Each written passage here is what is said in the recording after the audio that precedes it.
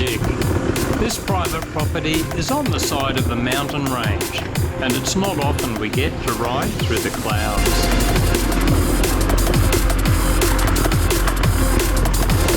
So, how did we get here? In a car, of course. Like most capital cities, it's usually an hour's drive to get to the state forests, or any private property worth riding on. And when it's rained a lot, you usually need a four-wheel drive. It's all part of the Great Dividing Range along the east coast of Australia, the world's third longest mountain range. Anyway, back to the riding.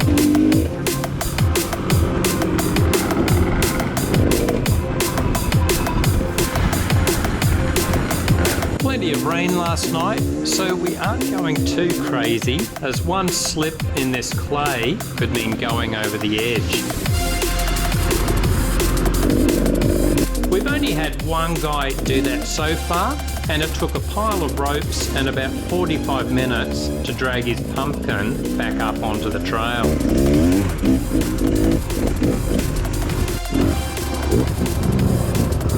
After rain, things grow like crazy around here, so regular riding is needed, or the trails quickly get reclaimed by the forest. Jeff catches me by surprise with a very fast and neat pivot turn. Unlike mine. You're right.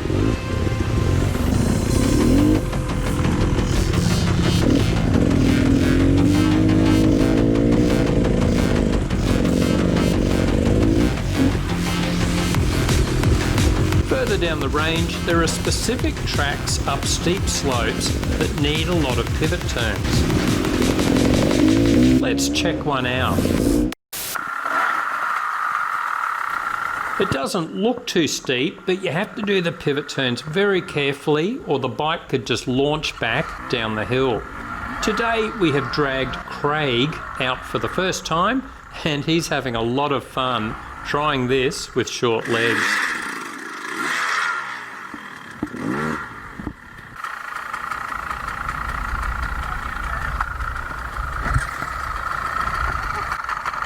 I ask him how he's going, but he's out of breath and just says, I can't talk. I know the feeling.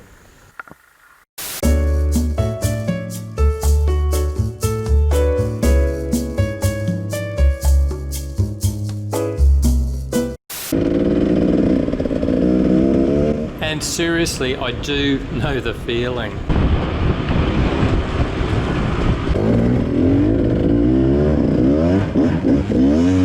I still exercise most days, try to eat healthy, but lately it takes bugger all to get me wheezing and doubled over. And my gut is expanding at an alarming rate.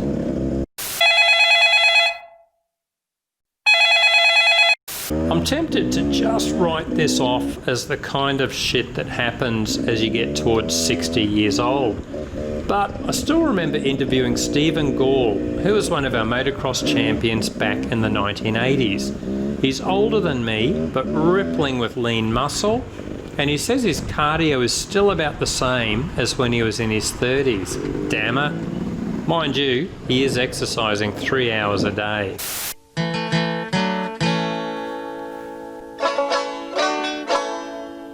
We don't stop riding because we get old. We stop riding because we don't stop riding because we get old. We get old because we stop riding.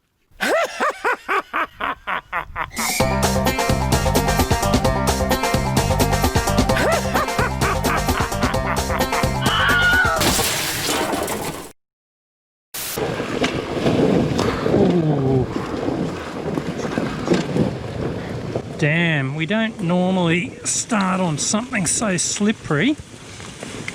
There's been so much rain today, we're taking it really easy. If we'd been riding for an hour, maybe we'd be up on the pegs. Well, I am now. Actually, I won't. I can just feel the wheels slipping, the rear wheels locked up. Okay, now it should be okay. Man, oh man. Whoa.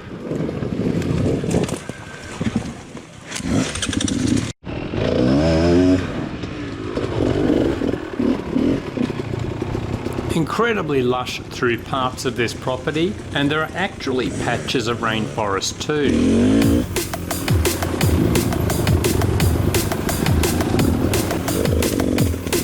I've said it before, we are so spoiled to ride in areas like this. Ooh. Nice, feet up.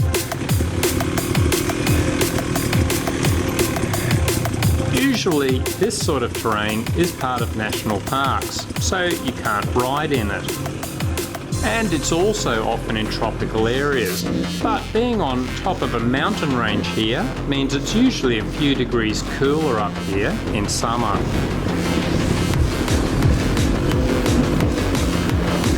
I used to dream of owning a property like this to create tracks on. But now that we know quite a few guys with land like this, we can see the crazy amount of work it takes to create tracks, keep them clear, and then do all the usual maintenance needed for the property overall.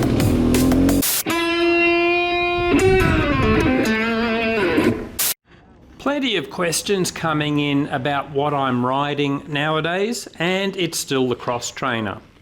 I get plenty of questions about it too, but I covered everything in videos after I bought the bike. Wow. So I just refer viewers to those vids.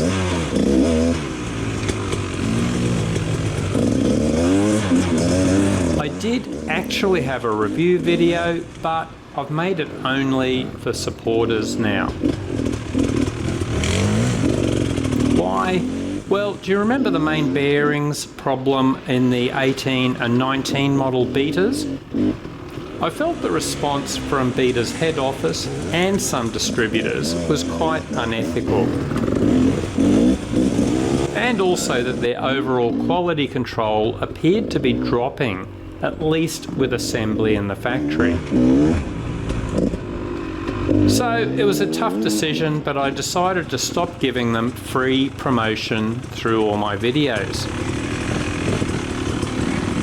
A tough decision, but the review vids on various beta models are still available to lifetime supporters. Just search through the old supporters vids. Anyway, enough easy riding, time for a hill climb. After the rain, the clay will make this harder than normal. It's not too steep, but there are plenty of ruts and wet tree roots under the leaves to mess you up. Oh, I couldn't get... I know, likewise, I couldn't get past him here. I might go back down and do it properly. Cheeky bugger. Okay, third time lucky for Andrew.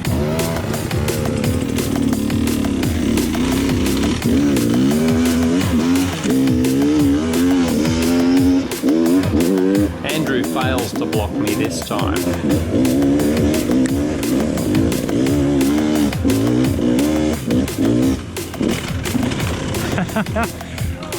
Woo! Hey, I didn't hit you that time.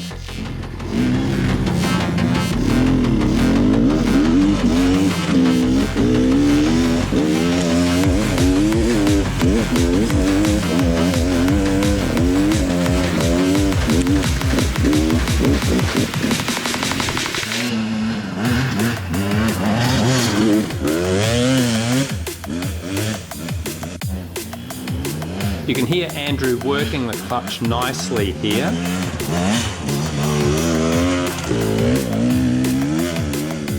Scott has a great run on the little 200. The trials tyre on Marie's trials bike is having trouble with the clay on this climb. Bugger.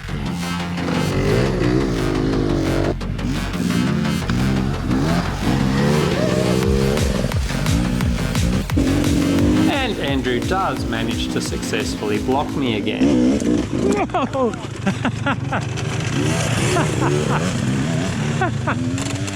I thought I could get around you. You can see how poor the traction is here on the clay and wet leaves. Andrew keeps his weight firmly on the rear of the seat to maximise traction. And finally, the toughest climb of the day. Tough when it's dry. I think it will be impossible today, at least for our Dirt Muppet standards.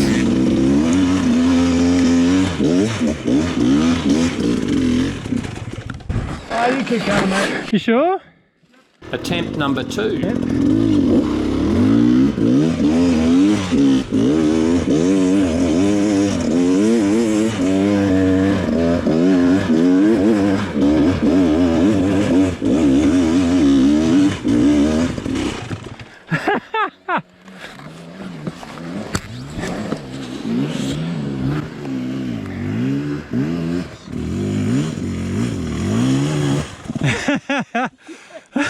Same as you, 4 meters. Yeah, that's exact.